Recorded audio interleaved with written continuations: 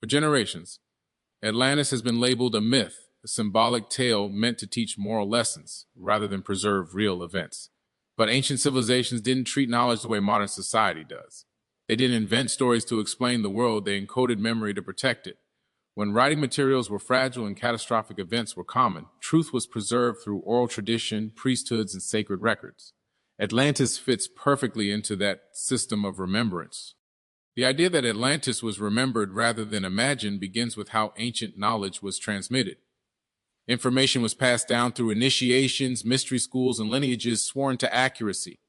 These were not casual storytellers, they were historians of the ancient world responsible for safeguarding timelines that stretched back thousands of years beyond what modern archaeology currently accepts. When these traditions describe a powerful civilization that existed before a global catastrophe, they are not speculating, they are recalling inherited memory. Plato himself never claimed Atlantis was fiction. He stated clearly that the account came from Egyptian priests who possessed records far older than Greece. These priests described Atlantis as a real place with a real geography, a real political system, and a real downfall. The level of detail matters. Myths tend to be vague. This account was precise. Dates, locations, materials, and even societal structure were included. That level of specificity suggests historical reporting, not allegory. Across the planet, ancient cultures echo the same memory. Civilizations that never contacted each other speak of a great flood, a lost golden age, and wise ancestors who came from across the sea to reintroduce knowledge after the disaster. The names change, but the narrative remains the same. That consistency is a signature of shared memory, not independent imagination. When multiple cultures remember the same event, history is speaking. Archaeology is beginning to catch up. Submerged coastlines, underwater ruins, and anomalous stone structures are being discovered in areas that were once above sea level during the last ice age. These findings align with ancient timelines, not modern ones. They suggest that advanced societies existed when sea levels were dramatically lower, then vanished as the waters rose. The memory of Atlantis may be the memory of one such civilization, preserved because survivors carried the knowledge forward. Ancient maps further challenge the idea of imagination. Some maps accurately depict coastlines that were only visible thousands of years ago, long before modern exploration or satellite imaging. This implies access to older source material, possibly inherited from a civilization that mapped the world before the flood. Memory again, not fantasy. To dismiss Atlantis as myth requires believing that ancient people across the globe independently invented the same detailed story. To consider it remembered requires accepting that human history is far older and more complex than currently taught. The resistance to Atlantis is not about lack of evidence, it's about the implications. Accepting remembrance over imagination means acknowledging that civilization has risen, fallen, and risen again, carrying fragments of ancient truth into the present across the globe. Evidence continues to surface that challenges the conventional narrative of human development.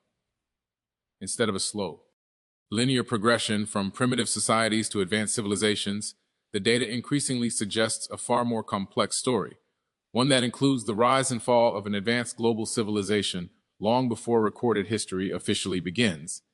This conclusion doesn't come from a single discovery, but from a growing convergence of geological, archaeological, architectural, and cultural evidence found on every continent. Massive stone structures stand as the first clue. Sites like megalithic platforms, cyclopean walls, and precisely cut stone blocks appear in regions separated by oceans and thousands of years, yet they share the same engineering principles. These structures often use stone blocks weighing tens or even hundreds of tons, fitted together with such precision that modern machinery would struggle to replicate them. Many of these sites show signs of advanced planning, mathematical knowledge, and an understanding of load distribution that exceeds what is expected from the societies officially credited with their construction. Even more compelling is the global use of sacred geometry. Identical geometric ratios and alignments appear in ancient architecture worldwide, often tied to astronomical cycles. These structures are not randomly placed. They are aligned with solstices, equinoxes, star risings, and planetary movements. This implies a shared scientific and cosmological framework, a common knowledge base that predates regional civilizations and suggests inheritance rather than independent invention. Geological evidence reinforces this picture. At the end of the last ice age, sea levels rose dramatically, submerging vast coastal regions where early civilizations would most likely have thrived. Sonar scans and underwater exploration have revealed geometric formations, stone walls, road-like structures, and step platforms beneath the oceans. These features are difficult to attribute to natural processes, especially when their dimensions and symmetry mirror known human constructions on land. Ancient maps further complicate the story. Some charts depict ice-free polar regions and accurate coastlines of continents as they existed thousands of years ago. The level of detail suggests access to advanced surveying techniques or inherited cartographic knowledge from a time when those lands were visible and inhabited. These maps were copied and recopied through generations, preserving information that should not have been available to later cultures. Cultural memory adds another layer of evidence. Myths, legends, and historical accounts from unrelated civilizations speak of advanced ancestors, teacher gods, or survivors who arrived after a great catastrophe to rebuild society. These figures are consistently associated with astronomy, agriculture, architecture, and law. The repetition of this narrative across cultures implies a shared origin, a civilization advanced enough to influence the entire planet before its collapse. Technology leaves traces even when societies disappear. The precision of ancient stonework, unexplained tool marks, and anomalous artifacts hint at techniques and capabilities that don't fit neatly into accepted timelines. These are often dismissed as anomalies rather than investigated as clues, yet when viewed collectively, they form a pattern too consistent to ignore. Taken together, this global evidence doesn't point to coincidence or myth-making. It points to a forgotten chapter of human history, one where an advanced civilization reached a level of knowledge and organization that allowed it to span the globe, only to be erased by cataclysm. What remains are fragments, stone, maps, alignments, and memories, quietly waiting to be reassembled into a larger truth. Human history, as it is commonly taught, assumes continuity, that civilization steadily advanced with minor setbacks along the way. But the evidence carved into stone, preserved in ice, and echoed in ancient memory tells a different story. Of interruption, one of erasure, a global event so immense that it didn't merely damage civilizations, it reset them. The Great Flood was not a localized disaster or a symbolic tale. It was a planetary-scale catastrophe that reshaped coastlines, rewrote geography, and fractured humanity's collective memory. At the end of the last ice age, the Earth underwent a dramatic transformation. Vast ice sheets melted rapidly, releasing unimaginable volumes of water into the oceans. Sea levels rose hundreds of feet in a geologically short period of time. Coastal regions, where advanced societies would naturally develop due to access to water, trade routes, and fertile land, were swallowed whole. Entire population centers disappeared beneath the waves, leaving little behind except what stone and memory could preserve. Geological records confirm this violent transition. Ice cores show abrupt climate shifts. Sediment layers reveal massive flooding events. Ancient river systems were altered or eras. And shorelines moved inland by miles.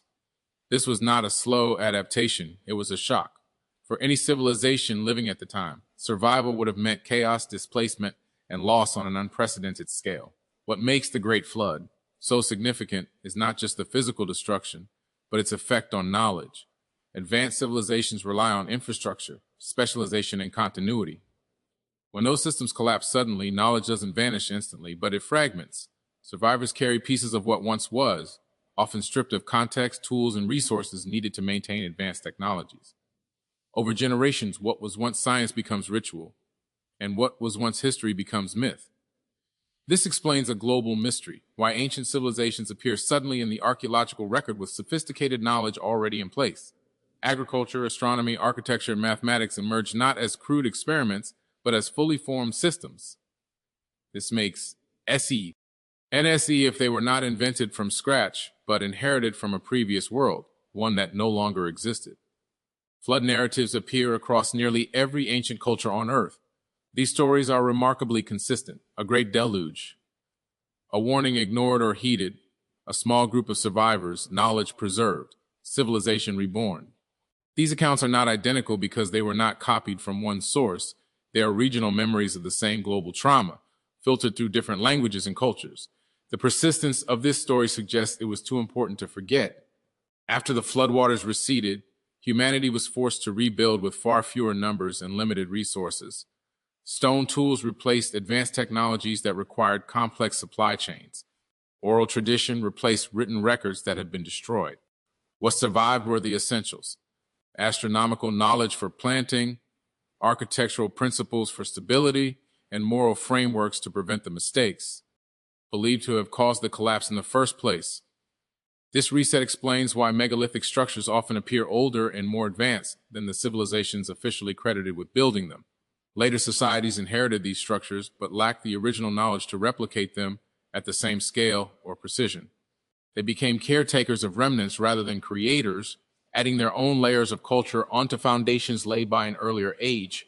The Great Flood also altered how history was recorded.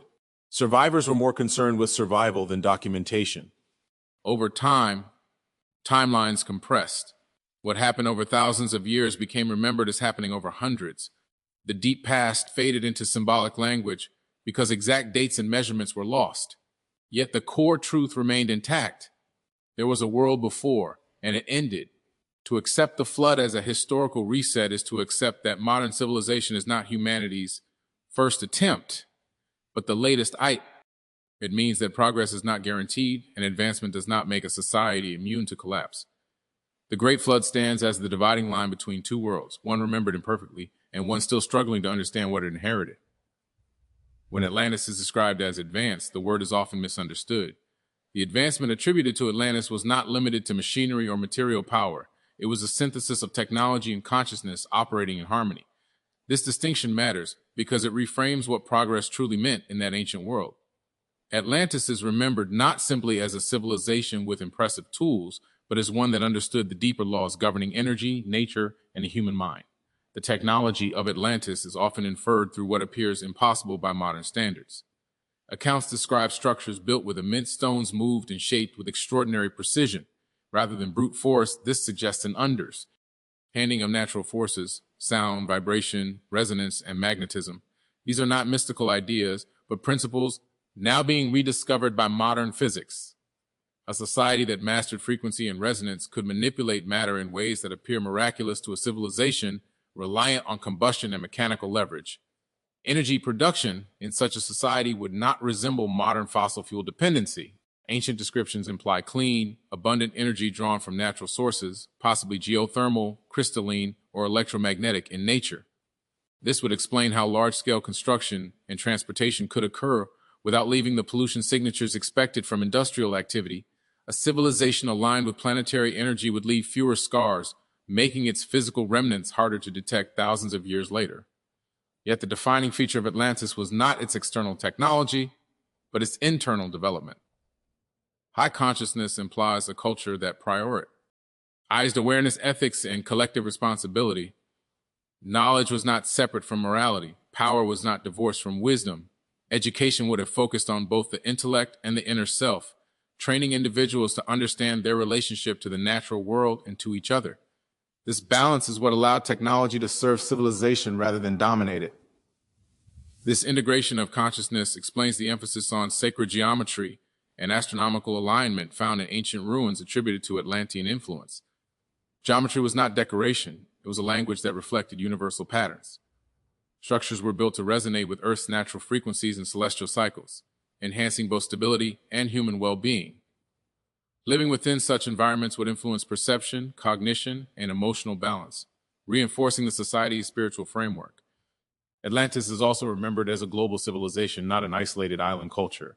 Its knowledge appears to have spread across continents, influencing architecture, agriculture, and governance long after its fall. This suggests advanced navigation, mapping, and communication systems. But more importantly, it suggests a unifying philosophy, an understanding that humanity was part of a single planetary system rather than competing tribes. High consciousness naturally leads to global thinking. The downfall of Atlantis is consistently linked not to technological failure, but to a breakdown in consciousness. Ancient accounts describe a shift from harmony to dominance, from stewardship to exploitation. When technology outpaced wisdom, imbalance followed. Energy once used to support life was redirected toward control and power. This internal collapse destabilized the civilization long before any external catastrophe completed its destruction. This narrative mirrors a universal pattern. When awareness declines, technology becomes dangerous rather than liberating. Atlantis serves as An early example of this principle, its advanced tools amplified intention, and when intention shifted away from balance, the consequences were magnified. The eventual cataclysm was not merely geological, it was the final expression of a deeper systemic imbalance.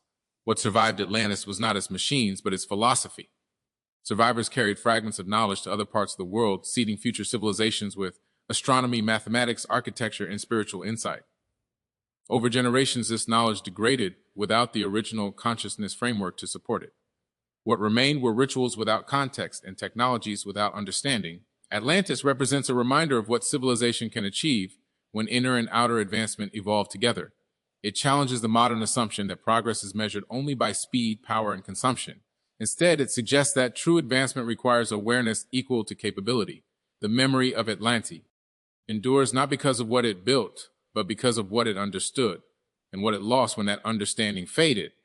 The story of Atlantis endures not because it describes a vanished land, but because it reflects a recurring pattern in human civilization. It is a mirror held up to the present. Atlantis is remembered as powerful, knowledgeable, and advanced, yet it fell. That alone should command attention. The warning is not subtle. Advancement without balance carries consequences, and progress divorced from wisdom is unstable. At the height of its influence, Atlantis is described as a society that had mastered nature's forces.